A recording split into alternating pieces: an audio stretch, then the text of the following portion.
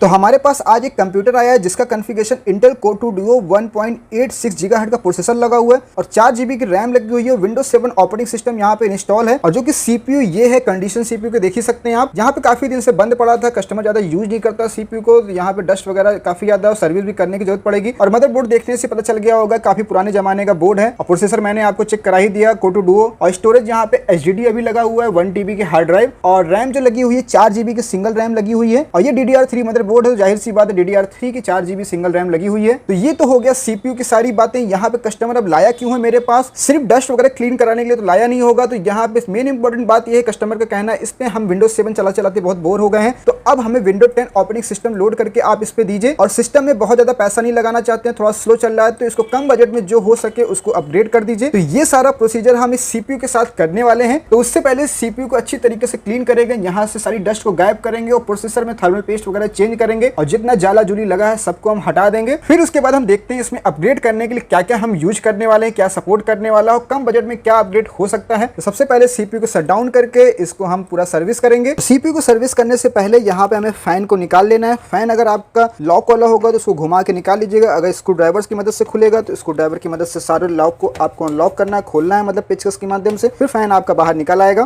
Fan का lock या screw जो भी होगा उसको खोलने के बाद फैन का कनेक्शन हम निकाल देते हैं। फिर फैन जब हमारा फ्री हो जाएगा तो इसको रिमूव करके बाहर कर लेंगे। यहाँ पे देख सकते हैं कितनी ज्यादा डस्ट यहाँ पे दिख रही है, जमा हुआ पूरी तरीके से। और सीपीयू पे देख ही सकते हैं यहाँ पे डस्ट की भरमार है एकदम। फैन निकालने के बाद यहाँ पे देखिए डस्ट काफी ज्यादा दिख रही है। तो यहाँ पे एक ध्यान देने वाली बात यह है कि यहाँ पे आपको सीपीयू जो प्रोसेसर लगा हुआ है इसको नहीं निकालना है अभी, जब तक आपको सारी डस्ट को अच्छी तरीके से क्लीन नहीं कर लेना है। क्योंकि मान लीजिए आप इसी कंडीशन में, या डस्ट है थोड़ी है ज्यादा है उससे मतलब नहीं है, आप इसी कंडीशन में प्रोसेसर को निकालते हैं तो जाहिर सी बात थोड़ी बहुत डस्ट तो सीपीयू जहाँ प्रोसेसर लगता है उसमें जाएगी। फिर बाद में आपको प्रॉब्लम होगी, आपका सीपीयू हो सकता है फिर से बैठा है, डिस्प्ले ना आए या ओवरहीट करे। तो पहले डस्ट को अच्छी तरीके से क्लीन कर लीजिएगा जिससे ये प्रोसेसर निकालने के बाद नीचे डस्ट ना जाए। तो अब इसको ले चलते हैं हम बाहर, इसको हवा बयार के माध्यम से सब कुछ अच्छी तरीके से क्लीन करते हैं। और इसके साथ यहाँ पे आपको रैम भी निकाल लेना इस तरीके से। तो यहाँ पे रैम पे भी काफी ज्यादा डस्ट है, इन सब को क्लीन करते हैं पहले। तो यहाँ पे अच्छी तरीके से हमने क्लीन कर लिया, सीपीयू वगैरह को निकाल के भी हमने ब्लोअर वगैरह मार के इसको अच्छी तरीके से डस्ट को हटा दिया, क्लीन कर लिया है। अब सीपीयू को वापस से अलाइन करके यहाँ पे कट पॉइंट जैसे आपने निकाला होगा, कट पॉइंट बना होगा, इसी तरह से अलाइन करके बैठा दीजिएगा। फिर इस कैप को बंद करके लॉक कर दीजिएगा। अब यहाँ पे थर्मल पेस्ट जो लगा हुआ था पहले आप देख सकते होंगे, पेस्ट लगा था, उस पेस्ट को खराब हो चुका था, उसको सूख चुका था, वो हमने निकाल दिया है। नया पेस्ट आप अप्लाई कर दीजिएगा, या अगर आपका पेस्ट सूखा नहीं है, आपके पास नया थर्मल पेस्ट नहीं है तो आप उसी को लगा रहने दे सकते हैं। वैसे अगर चेंज कर देंगे तो ज्यादा अच्छी बात है। तो हमारे पास थर्मल पेस्ट था, हमारे पास नहीं होगा जो कि कंप्यूटर बनाते हैं, तो किसके पास होगा थर्मल पेस्ट। तो यहाँ पे हमने थर्मल पेस्ट चेंज कर दिया है और फैन को भी अच्छी तरीके से जितना क्लीन हो सकता था हमने क्लीन कर दिया है। अब थोड़ी बहुत डस्ट जो अंदर बैठी है वो तो बैठी रहेगी क्योंकि नया तो हो नहीं जाएगा, पुराना सामान तो पुराना ही रहेगा। अब इसके बाद फैन को बराबर से अलाइन कर लेंगे, मतलब जहाँ पे इसका लॉक है या जहाँ पे इसका खांचा है बराबर से बैठाने के बाद स्क्रू वाला फैन होगा तो इसको टाइट कर दीजिएगा, अगर लॉक पे होगा तो लॉक पुश करके आपको घुमाना पड़ेगा। अब यहाँ पे फैन को लगा दिया, इसका कनेक्शन कर दिया। इसके बाद सीमॉस बैटरी को आप चेक कर लीजिएगा, जहाँ पे इसको निकालने के बाद इसमें बराबर वोल्टेज आ रहा है कि नहीं आ रहा है। अगर डे टाइम चेंज हो रहा है तो मतलब सीमॉस बैटरी आपकी खराब है, एक बार चेक कर लीजिएगा इसको। तो यहाँ पे बैटरी को चेक करते हैं, 3 वाट से ज्यादा का यहाँ पे पावर आ रहा है तो मतलब बैटरी सही है। अगर 3 वाट से कम आ रहा है तो इसको आप रिप्लेस कर सकते हैं। तो बैटरी सही, इसको वापस से लगा दिया। रैम जो यहाँ से निकली थी रैम भी लगा देते हैं। तो अभी सीपीयू हमारा कंप्लीट रेडी हो चुका है, जिस कंडीशन में आया था उसी कंडीशन में। अभी अपडेट हमने कुछ नहीं किया। सीपीयू को एक बार डिस्प्ले देकर चेक कर लेते हैं कि ऑन हो रहा है या कोई प्रॉब्लम तो नहीं आ गई है। तो सीपीयू ऑन होने के बाद यहाँ पे सीमॉस चेकसम बैट्स करके यहाँ पे एरर आ रहा है। तो यहाँ पे अगर सीमॉस बैटरी आपने निकाल के फिर से लगाई है, रिप्लेस की, तो इस तरह का बायोस में आपको सेटिंग करना पड़ेगा। नहीं तो F1 लोड डिफॉल्ट वॉल्यूम पे क्लिक करके आप जो है सिस्टम को ऑन कर सकते हैं। बाद में डेट टाइम वगैरह इसको चूज कर लीजिएगा, अंदर से मैनुअली जाकर सेट कर लीजिएगा, तो ये मैसेज आपका नहीं आएगा। तो ये तो हो गया सीपीयू में पहला स्टेप हमने कंप्लीट किया, सीपीयू को अच्छी तरीके से क्लीन कर लिया। अब यहाँ पे बात आई अपग्रेड करने के लिए। तो अपग्रेड यहाँ पे हम करने वाले हैं, यहाँ पे सबसे पहले हम रैम को अपग्रेड करेंगे, इसके बाद एक स्टोरेज यहाँ पे SSD को लगाएंगे जिससे हमारी बूटिंग और मल्टीटास्किंग स्पीड दोनों इंप्रूव हो जाए। और फिर उसके बाद जो SSD लगेगी, SSD ड्राइव में हम विंडो 10 को इंस्टॉल करेंगे। तो जो रैम और जो SSD हम लगाने वाले हैं वो मैं पहले आपको दिखा देता हूँ, फिर उसके बाद इसमें इंस्टॉल करते हैं। तो यहाँ पे जैसा कि पहले हमने आपको बता दिया 4 GB की सिंगल रैम लगी हुई है, तो 4 GB की एक रैम हम इसमें और ऐड करने वाले हैं जो कि टोटल 8 GB रैम हो जाएगी। इसके बाद आप चाहें तो 4 GB के साथ एक 8 GB की और लगा सकते हैं, 8 4 12 भी कर सकते हैं। लेकिन यहाँ पे मैंने पहले ही बता दिया बजट के हिसाब से चलना है, तो कस्टमर ने पहले बोल रखा था कि बजट के हिसाब से देखते हुए चलिएगा। और इसके साथ स्टोरेज मैं यहाँ पे 128 GB ऐड करूंगा, क्योंकि जो SSD है SSD में सिर्फ विंडोज ही बूटिंग रहेगी। बाकी जो स्टोरेज यहाँ पे लगा हुआ है ये सेकेंडरी ड्राइव में इसको हम यूज करेंगे इसमें डाटा रखने के लिए। अगर आप हार्ड डिस्क को पूरी तरह से निकाल के बाहर रखना चाहते हैं, मतलब हार्ड डिस्क को यूज नहीं करना चाहते हैं, तो स्टोरेज ज्यादा जीबी की आप ले सकते हैं, या इससे और भी कंपनी आती है वो कंपनी की आप अपने हिसाब से प्रेफर कर सकते हैं। सारे लिंक वीडियो के डिस्क्रिप्शन बॉक्स में आपको मिल जाएंगे। और DDR3 रैम जैसे कि यहाँ पे सपोर्टेड है मदरबोर्ड में, DDR3 रैम हमने यूज किया। आप में DDR2 DDR4 जो भी रैम सपोर्ट होगी उसको यूज कर लीजिएगा आप। तो ये SSD और इस रैम को इंस्टॉल करने के बाद हम विंडोज 10 ऑपरेटिंग सिस्टम को इंस्टॉल करेंगे।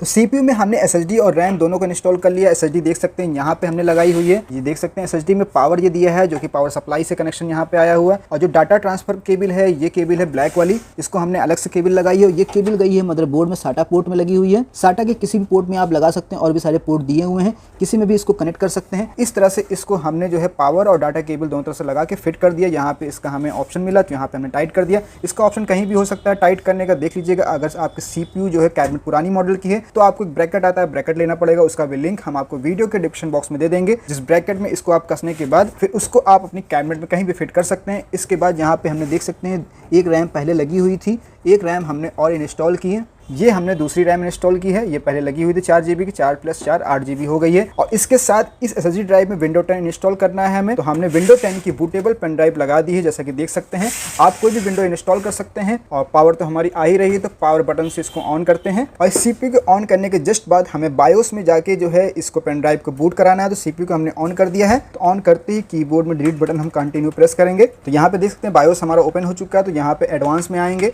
एडवांस में आने के बाद यहाँ पे हम जाएंगे हार्ड डिस्क ड्राइव में, यहाँ पे इंटर करेंगे। अब यहाँ पे देखेंगे फर्स्ट बूट डिवाइस में कॉन्सिस्टेंट हमारी SSD जो हमने लगाया था वो है। तो यहाँ पे हमें पेन ड्राइव को सिलेक्ट करना है, क्योंकि हमें पेन ड्राइव को पहले बूट कराना है। पेन ड्राइव में हमारी विंडोज है, जब इस पेन ड्राइव की विंडोज को हम सेलेक्ट करेंगे तभी हमारी पेन ड्राइव की विंडोज बूट करेगी। तो इसको फर्स्ट पे सिलेक्ट करना है, बाकी सेकंड थर्ड पे कुछ भी रहने दे सकते हैं। फिर इसके बटन से बैक आएंगे, बूट डिवाइस प्रायोरिटी में जाएंगे। इसके बाद यहाँ पे इंटर करेंगे। यहाँ पे आप देखेंगे हमारी पेन ड्राइव शो कर रही है। तो फर्स्ट बूट डिवाइस से पेन ड्राइव भी आपकी होनी चाहिए जिससे आपकी विंडोज बूट करे। अब इस सेटिंग को सेव करने के लिए देखिएगा किस बटन से आपकी सेटिंग सेव होगी। तो यहाँ पे हमारा जो सेव होगा, तो यहाँ पे F10 बटन हम प्रेस करेंगे तो सेटिंग हमारी सेव होगी। तो F10 प्रेस करेंगे, save configuration change and exit setup, तो ओके पे रहने दीजिएगा। कीबोर्ड से इंटर बटन प्रेस कर दीजिएगा।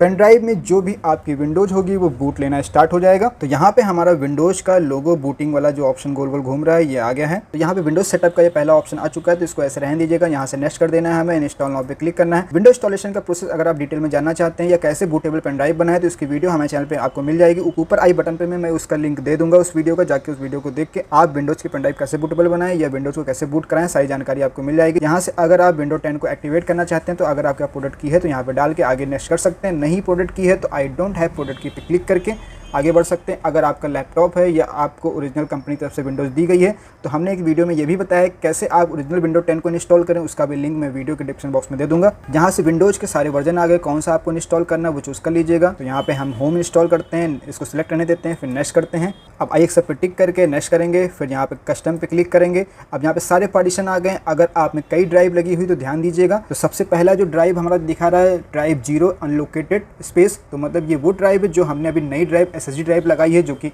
ये SSD ड्राइव है। इसमें कोई पार्टीशन क्रिएट नहीं, ना कोई डाटा है, इसलिए यहाँ पे ड्राइव 0 अनलोकेटेड स्पेस दिखा रहा है। और जितना यहाँ पे ड्राइव 1 जो पार्टीशन है यहाँ पे ये सब हमारी इस हार्ड डिस्क ड्राइव की पार्टीशन है। तो अगर इन ड्राइव में आपका डाटा है तो इस ड्राइव को आप कुछ भी टच मत कीजिएगा, कहीं भी फॉर्मेट कहीं भी क्लिक मत कीजिएगा। सिर्फ आपको उस ड्राइव को जो है जिसमें आप विंडो इंस्टॉल करने वाले हैं, चाहे नई हार्ड डिस्क लगाई हो चाहे नई SSD लगाई हो, सिर्फ उसी पे क्लिक करके उसको आप पहचान लीजिएगा पहले वही है, तो उसको क्लिक करके उसको न्यू वॉल्यूम पे क्लिक कर लीजिएगा। फिर उसको अप्लाई करके उसी पार्टीशन को सिलेक्ट करके नेक्स्ट कर दीजिएगा, जिससे आपकी जो और सारी ड्राइव पहले की हैं वो वैसे की वैसे रहें। तो वैसे तो हमें पूरा फॉर्मेट करना है, ये सबको डिलीट करके, कोई इंपॉर्टेंट डाटा हमारे हार्ड डिस्क में नहीं है, लेकिन हम आपको बताने के लिए सिर्फ हम SSD ड्राइव को ही क्रिएट करते हैं। ये हमारी SSD ड्राइव है, इस पे क्लिक है ऑलरेडी हमारा, तो इसको न्यू पे करते हैं। एक ही पार्टीशन हमें बनाना है तो अप्लाई कर देते हैं। अगर पार्टीशन कई सारे बनाना तो कम GB आप टाइप करके आप उसको 2-3 पार्टीशन में डिवाइड कर सकते हैं। तो डायरेक्टली इसको अप्लाई कर देते हैं। एक पार्टीशन ही हमें बनाना है इसका, तो ये पार्टीशन हमारा क्रिएट हो चुका है। ड्राइव 0 पार्टीशन 1 करके आ चुका है, और ड्राइव 1 वाला जितना है ये हमारी हार्ड डिस्क है। इसका हमारा जो है 3 पार्टीशन, एक रिजर्व फाइल पहले से क्रिएट है तो 4 दिखा रहा है। ये एक SSD ड्राइव है। अब SSD ड्राइव में ही हमें विंडो इंस्टॉल करनी है तो इसको सेलेक्ट रहने देते हैं। अब यहाँ से फिर नेक्स्ट कर देंगे, इसी ड्राइव में हमारी विंडो इंस्टॉल हो जाएगी। तो विंडो इंस्टॉलेशन का सारा प्रोसेस कंप्लीट हो जाने दीजिए, फिर हम आपसे मिलते हैं। यहाँ पे देख सकते हैं विंडो इंस्टॉलेशन का प्रोसेस सब कुछ कंप्लीट होने के बाद ओपन हो चुका है। तो यहाँ पे डेस्कटॉप आइकन सबसे पहले हम शो कराते हैं, राइट क्लिक करेंगे, पर्सनलाइजेशन ऑप्शन पे जाएंगे और थीम्स पे क्लिक करने के बाद यहाँ पे हम जो है इसको मैक्सिमाइज पहले कर लेंगे, फिर डेस्कटॉप आइकन सेटिंग पे क्लिक करेंगे, फिर यहाँ पे सारे आइकन हम शो करा लेंगे चेक करके, फिर अप्लाई ओके, डेस्कटॉप पे सारे आइकन आ गए हैं। अब इसके बाद इंटरनेट कनेक्शन आप कनेक्ट कर दीजिएगा। यहाँ पे जो भी ड्राइवर की रिक्वायरमेंट होगी इसको, चाहे ग्राफिक ड्राइवर, ऑडियो रिक्वायरमेंट या जो भी रिक्वायरमेंट होगी आपका, वो ऑटोमेटिक डिटेक्ट करके सर्च करके डाउनलोड करके इंस्टॉल कर देगा। तो दिस पीसी ओपन करके देखते हैं यहाँ पे कितने पार्टीशन शो कर रहे हैं। तो यहाँ पे देख सकते हैं 4 पार्टीशन शो कर रहे हैं। एक तो हमारी हो गई एसएसडी ड्राइव और 3 ये वो ड्राइव है जो कि हार्ड डिस्क लगी हुई है। तो मैंने इनको फॉर्मेट नहीं किया था, सिर्फ आपको दिखाने के लिए। वैसे हमें इस ड्राइव पर काम नहीं, इसको हमें फॉर्मेट करना है। तो हमने इस सीपीयू में क्या क्या किया है ये आपको जानकारी इस वीडियो में मिल गई होगी। ये सीपीयू आया था हमारे पास अपग्रेड करने के लिए। यहाँ पे सबसे पहले इसको हमने पूरी तरीके से अच्छी तरीके से क्लीन किया, सर्विस किया और थर्मल पेस्ट रिप्लेस किया। हमने सीमॉस बैटरीज की चेक की, जो सीमॉस बैटरी लगी पावर आ रही कि नहीं आ रही, पावर सही आ रही थी तो रिप्लेस नहीं किया। कूलिंग फैन के नीचे थर्मल पेस्ट जो लगा होता है उसको हमने रिप्लेस किया और फिर इसको अपग्रेड करने के लिए एक एसएसडी ड्राइव हमने लगाई है। इसमें एक पावर केबल हमने अलग से लगाई है और रैम यहाँ पे एक इंस्टॉल थी, तो रैम एक के साथ हमने 4 GB और ऐड की, टोटल 8 GB रैम होगी। और इस ड्राइव को सेकेंडरी ड्राइव के रूप में हमने यूज किया। इसमें जो विंडोज थी उसको फॉर्मेट अभी नहीं किया है। तो ये सब कुछ हमने इस सीपीयू के साथ यहाँ पे किया हुआ है। और बाकी यहाँ पे सारे बाय नाउ लिंक जो पार्ट हमने यूज किए हैं या जो पार्ट आपको अपग्रेड करने की जरूरत पड़ सकती है वो हम वीडियो के डिस्क्रिप्शन बॉक्स में दे देंगे, जिससे आप बहुत ही आसानी के साथ जाके उसको बाई कर सकते हैं। तो यहाँ पे पीसी रिस्टार्ट करने का फिर से ऑपरेटिंग सिस्टम चूज मांग रहा है, तो विंडो 10 पे एक बार ओपन करके आपको दिखा देते हैं। और पहले से बूटिंग स्पीड काफ़ी बेहतर हो गई है। जाहिर सी बात है अपग्रेड करेंगे तो उसका फर्क तो आएगा ही आएगा। और यहाँ पे ग्राफिक थोड़ा सा अभी आपको विजुअल थोड़ा बड़ा दिख रहा होगा। तो जैसा कि मैंने बताया इंटरनेट कनेक्शन कनेक्ट कर दीजिएगा। जो भी ड्राइवर की रिक्वायरमेंट होगी, जैसे ग्राफिक ड्राइवर की अभी रिक्वायरमेंट है यहाँ पे, वो ऑटोमेटिक सर्च करके डाउनलोड करके इंस्टॉल कर देगा। और बेसिक सॉफ्टवेयर जो आपको ऑफिस, वर्ड, एक्सेल या मीडिया प्लेयर, ब्राउजर, वो सब ऑनलाइन आप कर सकते हैं। तो यहाँ से भी दिस पीसी ओपन करके एक बार चेक करा देते हैं। वैसे रैम तो सब में शो करेगी, हार्डवेयर तो एक ही, लेकिन फिर भी दिस पीसी ओपन करके विंडो 10 में एक बार चेक करा देते हैं आपको। तो यहाँ पे भी देख सकते हैं 8 GB रैम शो कर रही है। आप अपने हिसाब से रैम ज़्यादा GB की ऐड कर सकते हैं। तो आई होप इस वीडियो से कुछ ना कुछ जानकारी आपको काम आई होगी। और इस वीडियो से थोड़ी सी भी अगर हेल्प मिली होगी तो हमारे चैनल को सब्सक्राइब करके बेल आइकन पर ऑल क्लिक कर दीजिए और वीडियो लाइक करिए, कमेंट करिए, शेयर करिए। और अगर आपको कोई क्वेश्चन है या सुझाव है तो हमें कमेंट जरूर करके बताइएगा। तो अब मिलते हैं अगली वीडियो में एक नए टॉपिक के साथ। तब तक के लिए टेक केयर।